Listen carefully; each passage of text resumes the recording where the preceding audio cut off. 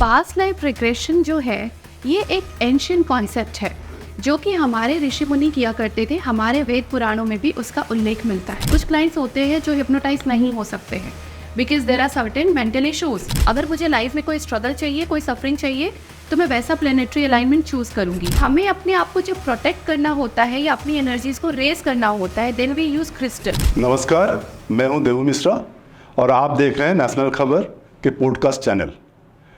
Generally हम अपने studio में रह के अपने गेस्ट का इंटरव्यू लेते हैं, पर आज हमें एक मौका मिला है अपने स्टूडियो से निकल के किसी और के स्टूडियो में आने में। और हमारे साथ जो गेस्ट है वो एक होलिस्टिक हीलर है। उनका नाम है Smita Soni. She is grand master in reiki and lama fera. She is a past life regression therapist. She has also done akashic records and so many other things. So welcome Smita ji. आज हम आए हैं और आपके साथ बहुत सारे बातें करने वाले हैं। तो हम शुरू करते हैं सबसे पहले कि ये जो हीलिंग कॉन्सेप्ट है ये क्या है? हीलिंग इज़ ए मिथ और हीलिंग इज़ ए रियलिटी? क्या है ये हीलिंग? सबसे पहले तो बहुत बहुत थैंक यू मुझे अपने शो में लाने के लिए। It's a pleasure being on your show. Now coming to your question, what is healing? Healing को लेकर अभी बहुत सारे डिफरेंट कॉन्सेप्ट हैं। जो लोग बोलते हैं हीलिंग बीमारों के लिए होती है या हीलिंग किसी और चीज़ के लिए होती है। Healing is the simplest form of being into the alignment. Okay. Healing आपको अलाइनमेंट पे लेकर आती है। जब आप अपने लाइफ में एक प्रॉपर अलाइनमेंट में होते हैं तो आपका जो लाइफ होती है वो पर्पसफुल होती है, मीनिंगफुल होती है। और हीलिंग सिर्फ बीमारी के लिए नहीं होती है। लाइफ के किसी भी डायमेंशन में अगर अलाइनमेंट नहीं है वहाँ पे आपको डिज़ायर्ड रिजल्ट नहीं मिलेंगे। Okay. चाहे वो रिलेशनशिप हो, आपका करियर हो या फिर आपका स्पिरिचुअल विजडम हो। So healing is just the proper alignment. So it is not restricted to health only. No. It covers all the aspects of life, Yes. isn't it? Yes. And जो healing है, it has got different forms. Like एक medium है आपके past life regression therapy और एक है आपके recce और जैसे आपने बताया आकाशिक रिकॉर्ड वो वाला एक है। फिर आपके क्रिस्टल से भी होता है। वास्तु एक अनदर फॉर्म है आपके। So many things are there. After life communication एक फॉर्म है। तो आप इन सारे चीज़ों को यूज़ करते हैं या जब आपके पास कोई आता है या when somebody talks to you तो आप उसमें से डिसाइड करते हैं कि इसके साथ मैं इसी थेरेपी में जाऊँ? हाँ, जब कोई इंसान मेरे पास आता है, अपनी प्रॉब्लम डिस्कस करता है, आफ्टर अ बेसिक कंसल्टेशन हम एक कॉन्क्रीट डिसीजन पे पहुंचते हैं कि इसको कौन सी हीलिंग चाहिए। जैसे कि जब हम डॉक्टर के पास जाते हैं, डॉक्टर के पास बहुत सारे मेडिसिन है। किसी को सिर्फ पैरासीटामॉल चाहिए होती है, किसी को एंटीबायोटिक चाहिए होती है। बिल्कुल। तो अगर कोई नॉर्मल सा इशू है वो आपका रेकी हीलिंग से ठीक होता है या बेसिक क्रिस्टल से आपका ठीक होता है। अगर लाइफ में आपको उसकी इन डेप्थ एनालिसिस करनी है, आपको पता करना है कि ये रिपीटेशन क्यों हो रहा है, why there is a pattern and why there is a lot of suffering in my life, then we suggest them a past life regression therapist and akashic record. ये पास्ट लाइफ रिग्रेशन थेरेपी है क्या चीज़? मतलब is it some hypnosis? ये क्या होता है? बिल्कुल YouTube में तो देखने को मिल जाता है, बट आपके मुँह से हमें सुनना है कि भाई चीज़ है क्या ये? ओके, सो पास्ट लाइफ रिग्रेशन जो है ये एक एंशियंट कॉन्सेप्ट है जो कि हमारे ऋषि मुनि किया करते थे। हमारे वेद पुराणों में भी उसका उल्लेख मिलता है। अच्छा। जहाँ पे इसको प्रतिप्रसव के नाम से जाना जाता था। ओके। तो हिप्नोसिस सिर्फ एक टेक्निक है amongst many, there are multiple techniques. तो हिप्नोसिस के थ्रू जो ले जाया जाता है वो भी एक ओल्ड टेक्निक है। So there are multiple techniques and every client need a different technique. कुछ क्लाइंट्स होते हैं जो हिप्नोटाइज नहीं हो सकते हैं because there are certain mental issues. कुछ क्लाइंट्स ऐसे होते हैं जिनको आप डीप मेडिटेटिव स्टेट में नहीं ले जा सकते हैं because of some anxiety and depression issues. तो हर क्लाइंट के लिए अलग अलग टेक्निक होती है। अच्छा, इसमें फिर वो जब ये होता है तब क्या वो they are aware about their surrounding या नहीं होते हैं? बिल्कुल they go back to that deep state. ये एक बहुत ही कंफर्टेबल प्रोसेस होता है। आप इसको ऐसे समझ सकते हैं कि रोज़ रात में हम सोते हैं, हम सपने देखते हैं, फिर हम उठते हैं, उसमें कोई हमारे साथ में कोई हार्म नहीं होता है। तो जब पास्ट लाइफ रिग्रेशन किया जाता है तो आप या कोई भी सब्जेक्ट जो पर्सन है मेरे साथ में रिग्रेशन करवा रहा है, throughout the session they are aware. It's just that उनके सबकॉन्शियस माइंड को कमांड देकर उनको प्रीवियस इवेंट्स में रिग्रेस कराया जाता है। अच्छा। एंड ये बहुत ही कंफर्टेबल, बहुत ही सेफ प्रैक्टिस है जो कि एक 5 साल के बच्चे से लेके 8 ईयर तक के सीनियर तक का किया जाता है और मैंने किया है। And through out the session आप मेरे से बात करते रहते हैं और सारे एक्सपीरियंसेस शेयर करते रहते हैं। And the moment person feels कि हाँ अभी मुझे वापस आना है, within a second you can come back to your normal life. Okay, आप कुछ शेयर करेंगे कुछ इंटरेस्टिंग, अगर आपको ऑब्जेक्शन ना हो कि कुछ, क्योंकि इसमें बहुत सारे इंटरेस्टिंग चीज़ें निकलते आते होंगे। यस, तो उस पर आप कुछ शेयर करेंगे तो। बहुत सारे ऐसे केसेस हैं जहाँ पे आपको लाइफ के डिफरेंट डायमेंशन के बारे में समझने को मिलता है। हर पास्ट लाइफ रिग्रेशन में मैं खुद भी लाइफ के बारे में बहुत नई चीज़ों को समझती हूँ। एक रीसेंट केस शेयर करना चाहूँगी। मेरे एक क्लाइंट का उनके हस्बैंड के साथ में बहुत मेजर इशू था, ट्रस्ट इश्यूज भी थे और डोमेस्टिक वायलेंस का भी शिकार थी वो। उन्हें समझ में नहीं आ रहा था कि हमेशा ऐसा क्यों हो रहा है। उसके लिए वो मेरे पास आई पास्ट लाइफ रिग्रेशन के लिए। जब उनका पास्ट लाइफ रिग्रेशन किया गया तो बहुत इंटरेस्टिंग फैक्ट्स रिवील हुए। 1896 में वो और उनके हस्बैंड दोनों बिजनेस पार्टनर हुआ करते थे और उन्होंने अपने बिजनेस पार्टनर के साथ धोखा करके उन्हें मार दिया था। और उसके बाद उन्होंने उनकी वाइफ और फैमिली को भी बहुत टॉर्चर किया था, जिसकी वजह से वो भी बहुत तकलीफ में थे। इस लाइफ में उनके हस्बैंड उनके साथ वो सारा कर्मा क्लियर कर रहे हैं, बैलेंस कर रहे हैं। और उनका डोमेस्टिक वायलेंस का जो रीज़न था, जो रूट कॉज निकल के आया, वो भी यही था कि उन्होंने उनको एक तो मारा और फिर उसके बाद वो उनकी वाइफ को उनकी डेथ के बाद बहुत मारा करते थे। तो एवरीथिंग कम्स बैक। और भी बहुत सारे केस स्टडीज़ हैं जिनके बारे में आप मेरे पेज को देख सकते हैं, वहाँ पे you will get multiple case studies. अच्छा, सो बेसिकली मतलब आप वहाँ जाके आइडेंटिफाई करते हैं कि रूट कॉज क्या है, फिर उसके ऊपर आप फिर थेरेपी देते हैं। जी, 2 तरीके होते हैं। एक तो होता है कि पास्ट लाइफ रिग्रेशन में if you relive the moment you relieve the symptom. Okay, and That कुछ is interesting. सिचुएशन में स्पेसिफिक हीलिंग की भी ज़रूरत पड़ती है। अच्छा, एंड इस पे आप डिस्टेंस हीलिंग दे सकते हैं, इन द सेंस ऑनलाइन में भी आप रिग्रेशन करा सकते हैं या? जी, I am the first therapist in this country who started Zoom past life regression session during Covid. And हर वीक अभी मेरे 3 to 4 इंटरनेशनल Zoom सेशंस होते हैं। अच्छा, okay, that is very interesting. अच्छा, और एक कंसेप्ट भी है जिसमें जैसे अपने आकाशिक रिकॉर्ड्स की आप बात कर रहे थे, वो एग्जैक्टली है क्या, उसमें क्या होता है? आकाशिक रिकॉर्ड को एक बहुत इजी वे में समझने के लिए आप इसको ऐसे समझ सकते हैं कि ये हमारी सोल के सारे इम्प्रेशंस को कैप्चर करने वाली एक पासबुक है। जैसे हमारे बैंक ट्रांजैक्शन की पासबुक होती है, इंटरेस्टिंग, हाँ। 1 रुपये का भी ट्रांजैक्शन आएगा, 1 करोड़ रुपए का भी आएगा। तो वैसे ही हमारी सोल के जितने भी इम्प्रेशन डिफरेंट लाइफ टाइम्स में बने हुए हैं, वो सारी चीज़ें उसमें रिकॉर्डेड होती हैं। You can consider it as a huge energetic library. अच्छा, ओके। और उस लाइब्रेरी में अगर आप देखें तो हर सोल की एक बुक है। तो जब हम उस बुक को निकालते हैं तो उसमें डिफरेंट चैप्टर्स है जो हमारे डिफरेंट लाइफ टाइम्स को रिप्रेजेंट करते हैं और उस पे हमारे हर इम्प्रेशन है। अगर मैंने लाइफ में एक पर्टिकुलर सिलेक्शन किया है, अगर मैं चाहती हूँ कि मुझे फॉरगिवनेस इस लाइफ में सीखना है, तो मैंने वो फॉरगिवनेस सीखने का डिसीजन क्यों लिया है? क्या मैंने अपना वो लेसन कंप्लीट किया है, नहीं किया है? अच्छा, अगर नहीं किया है तो वो कैरी फॉरवर्ड हो रहा है। मैंने कौन कौन से कर्मा क्रिएट किए हैं, ये सारी चीज़ें आकाशिक रिकॉर्ड में होती हैं। अच्छा, अगेन अनदर इंटरेस्टिंग एस्पेक्ट। जैसे आपने ये बोला, ऐसे भी एक और है कि इन बिटवीन द लाइफ्स वो भी होता है ना, जैसे यहाँ से ये लाइफ छोड़ के आत्मा जब दूसरे लाइफ पे जाता है, तब वो अपने आप डिसाइड करता है कि मुझे यहाँ जाना है, या क्या होता है वो भी? What is that exactly? It's a very interesting question. Between the life जो पीरियड होता है वो हमारा रिव्यू और नेक्स्ट लाइफ की प्लानिंग होती है।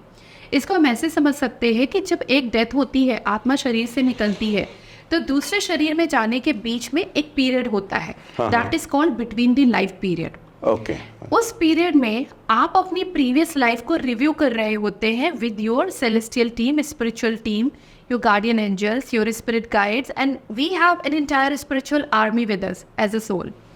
तो आपकी जो पूरी टीम होती है आपकी प्रीवियस लाइफ का रिव्यू करने में आपको हेल्प करती है। इसमें हम रिव्यू क्या करते हैं, कितने कर्मा मैंने एक्यूमुलेट किए हैं अपनी प्रीवियस लाइफ में, उन कर्मा के बेसिस पे अब मुझे बैलेंस करना है, तो मैं अपनी लाइफ में, अपकमिंग लाइफ में ऐसे सिचुएशन चूज करूँगी जो इन कर्मा को बैलेंस करे।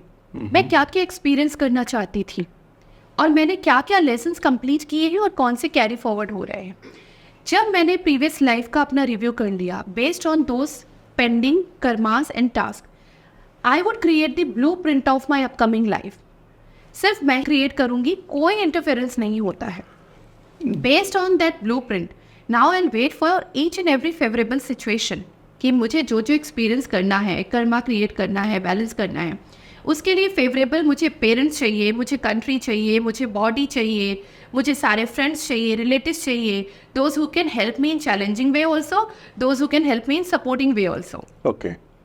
तो जैसे आप कह रहे हैं, फिर जो प्लानिटरी पोजीशन है, जैसे एस्ट्रोलॉजर कहते हैं कि नहीं भाई आपको प्लानिटरी पोजीशन आपका ये है, इसके लिए ये आप पहनिए, आपका ठीक हो जाएगा, या आप ये चीज़ करिए जिससे आपका करेक्शन हो जाएगा.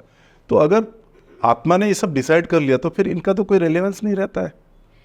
देखिए, इसको ना हम ऐसे समझ सकते हैं कि अगर अवेयरनेस में रहते हुए मेरी आत्मा ने डिसाइड किया है सर्टेन सिचुएशन को फेस करने के लिए, चाहे वो कर्मा के लिए हो या एक्सपीरियंस के लिए हो, तो मैं प्लानिटरी अलाइनमेंट भी चूज़ करती हूँ. अगर मुझे लाइफ में कोई स्ट्रगल चाहिए, कोई सफरिंग चाहिए, तो मैं वैसा प्लानिटरी अलाइनमेंट चूज़ करूँगी. अच्छा. अब कैच यहाँ पे क्या है कि मैंने वो अलाइनमेंट चूज़ किया है अवेयरनेस में रहते हुए. So if I can choose suffering being into awareness, I have the power to remove those suffering when I am in awareness. That is very interesting. And अब हमारे सामने बहुत सारे क्रिस्टल की चीज़ें हैं, एंड यहाँ पे बहुत सारे क्रिस्टल की चीज़ें रखे हुए हैं. तो इसके क्या रेलिवेंस है, उसके ऊपर थोड़ा सा मुझे आपसे डिटेल में सुनना है. जैसे अगर आप ये क्रिस्टल बॉल के बारे में बात करें तो ये इसका क्या रेलिवेंस है? एंड क्रिस्टल्स जो होते हैं सेमी प्रेशियस स्टोन होते हैं. They create the energy and they help us to manifest certain thing in a life. और ये आपकी एनर्जीज को प्रोटेक्ट भी करते हैं. We all have energies within us. जब तक एनर्जी है तब तक हम जिंदा हैं, लाइफ फोर्स एनर्जी. बिल्कुल. तो हमें अपने आप को जब प्रोटेक्ट करना होता है या अपनी एनर्जीज को रेज करना होता है, देन वी यूज क्रिस्टल. अब ये जो बॉल है, ये एक क्लियर क्वार्ट्ज की बॉल है, इस फटिक जिसको हम कहते हैं. ये एम्पलीफाई करती है एनर्जी को. आप इसको किसी भी जगह पे रख दें, वहाँ की एनर्जीज को ये एम्पलीफाई करेगा. अब जो बॉल होता है ये 360 डिग्री में पूरा एनर्जी को एमिट करता है. Every shape has a different energetic frequency. This is like another shape. या दिस इज अ पॉइंट. ये जो टावर है ये नेचुरल है. This is not like machine made or something. ये एक पर्टिकुलर पॉइंट पे एनर्जीज को डायरेक्ट करता है. एंड दिस ट्रीज एंड या these are trees. These can be use to put on the desk. अब अगर आप इसको अपने डेस्क में रखते हैं, अपने घर में डेकोरेटिव पीस रखते हैं, तो ये खूबसूरती को तो बढ़ाता ही है, साथ ही साथ ना एनर्जी क्रिएट करता है, पॉजिटिव एनवायरनमेंट क्रिएट करता है. Every crystal has a different purpose. जैसे यहाँ पे भी डिफरेंट कलर्स की हैं बहुत सारे. हाँ. तो इसका भी रेलेवेंस कलर्स के ऊपर अलग अलग है कि क्या है? ये कलर्स के ऊपर इसका रिलेवेंस ऐसे होता है, ये हमारे चक्रों की एनर्जीज को बैलेंस करता है. We have 7 chakras. हर चक्र हमारे मेजर बॉडी के फंक्शन को और हमारे लाइफ के डायमेंशन को रिप्रेजेंट करता है. अगर एग्जाम्पल के लिए मैं बात करती हूँ ये ग्रीन वाले की, तो ग्रीन हमारे हार्ट चक्र से रिलेटेड होता है. अगर किसी को ब्लड प्रेशर का इशू होता है, या कोई ज़िंदगी में लोगों को माफ़ नहीं कर पाता है, बहुत सारे दिल में कहते हैं ना ग्रजेस पाल के रखता है, तो ये क्रिस्टल उसके हार्ट चक्र को क्लीन और एक्टिवेट करेगा. और एक सबसे इंटरेस्टिंग चीज़ मैं आपको बताती हूँ हार्ट चक्र के बारे में. हार्ट चक्र सिर्फ ब्लड प्रेशर या रिलेशनशिप को बैलेंस करने के लिए नहीं होता है. अच्छा. लाइफ में अगर हम बहुत सारी डिवाइन ब्लेसिंग्स को एक्टिवेट करना चाहते हैं, रिसीविंग, जिससे कि आप लाइफ में पॉजिटिव चीज़ों को, मनी को, अबंडेंस को, प्रेम को, हार्मनी को रिसीव कर सकें, तो हार्ट चक्र इज द रिसीवर. जब तक वो एक्टिवेट और ओपन नहीं होगा, लाइफ में डिवाइन ग्रेस नहीं रिसीव कर पाएंगे आप. तो every crystal has its own significance. Smita ji, एक चीज़ बताइए कि आप व्हेन डिड यू रियलाइज कि आपका इस तरफ इतना मतलब झुकाव है? Because I believe you are in HR job, in a very cushy corporate HR job में आप थे. मतलब कब आपको रियलाइजेशन हुआ कि भाई नहीं, मुझे इस लिंक में जाना है? Okay.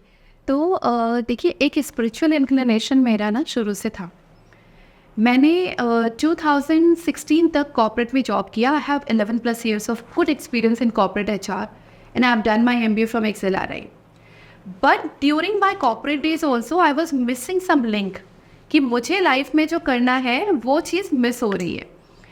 And then I have decided कि no, I don't want to do this 9 to 5 rat race. अभी मुझे इससे बाहर आना है. I have started exploring the possibilities. I have done a lot of self work for 2 years. And then उसके बाद में फिर मैंने अपना ये स्पिरिचुअल जर्नी स्टार्ट किया। अच्छा। जी। एंड आप एनिमल के साथ भी कम्युनिकेशन करते हैं? यस।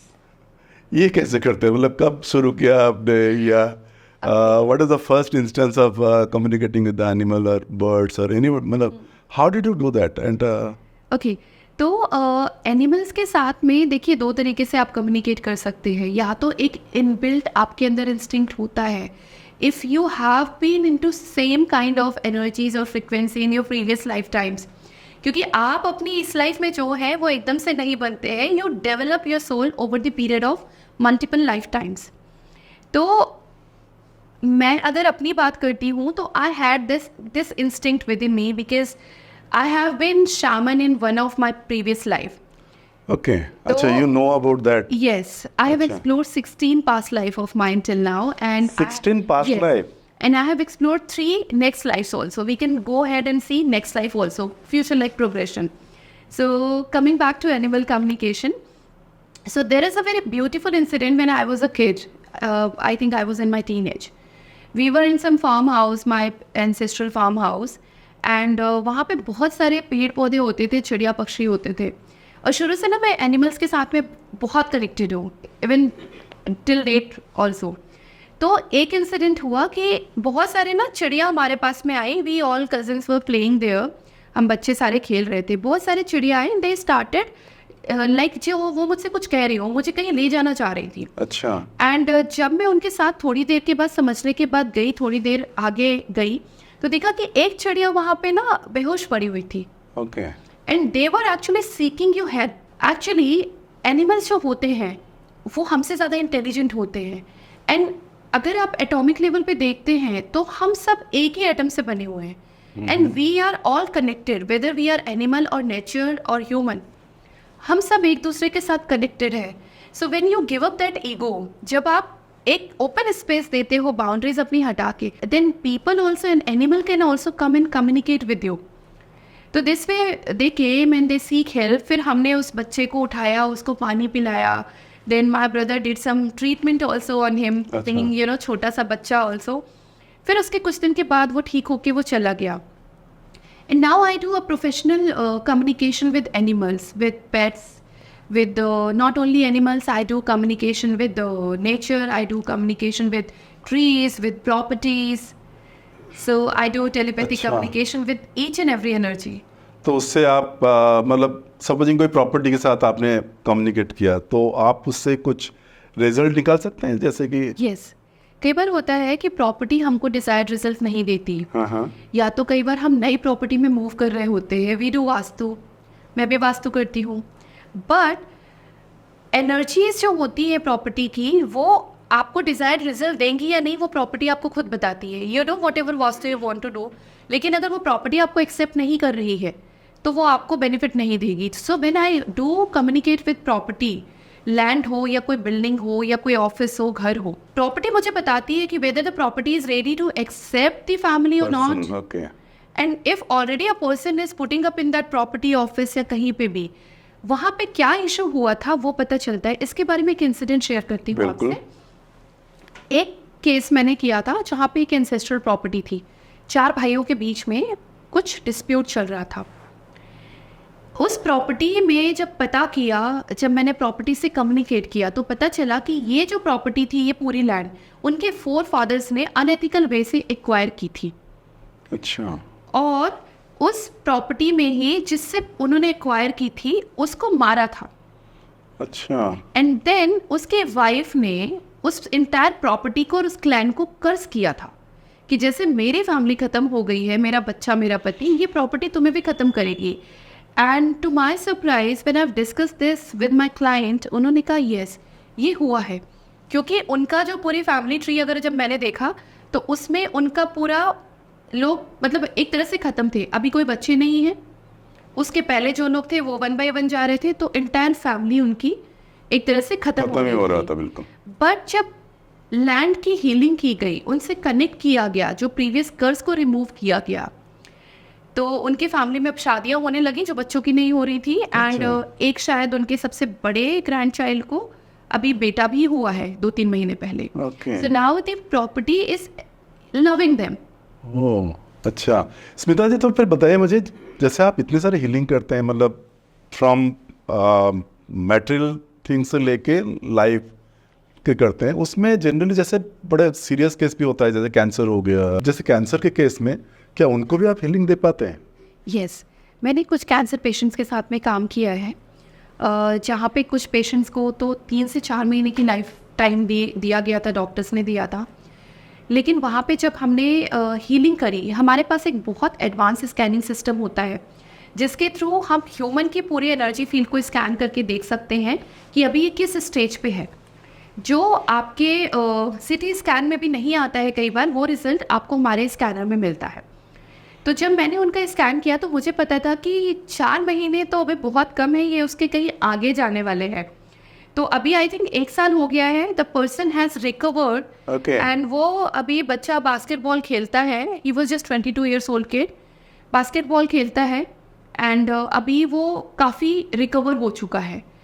और एक मैंने किया था जो 80 ईयर की एक लेडी थी, she has learn reiki from me then also.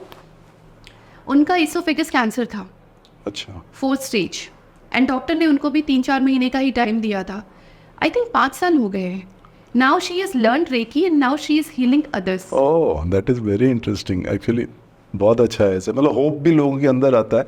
अच्छा, मुझे ये भी बताइए कि मेंटल हेल्थ जैसा है, mental health is a very recent, मतलब पहले से था बट पहले कभी बात नहीं होती थी मेंटल हेल्थ के ऊपर. आज मेंटल हेल्थ के ऊपर सारे लोग बात करते हैं.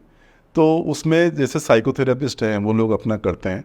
उनको भी एक सेमिनार में मैंने उनको भी पूछा था कि वेदर अल्टरनेट थेरेपी जो हीलिंग वाला प्रोसेस है वो आपको कम्प्लीमेंट करते हैं या that is a separate thing all together. तो शी हैड द वन जो थेरेपिस्ट थे, शी एग्रीड कि नहीं ये कम्प्लीमेंट करता है.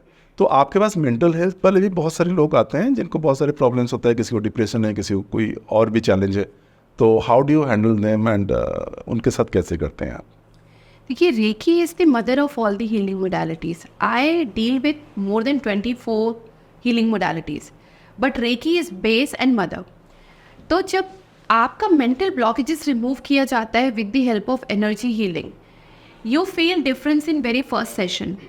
कुछ लोग ऐसे होते हैं जो कि एंटी डिप्रेसेंट या स्लीपिंग पिल पे 10-10, 12-12 साल से हैं. 2 से 3 महीने के सेशन के बाद पूरे हीलिंग सेशन के बाद में कम्प्लीटली ऑफ मेडिकेशन हो जाते हैं.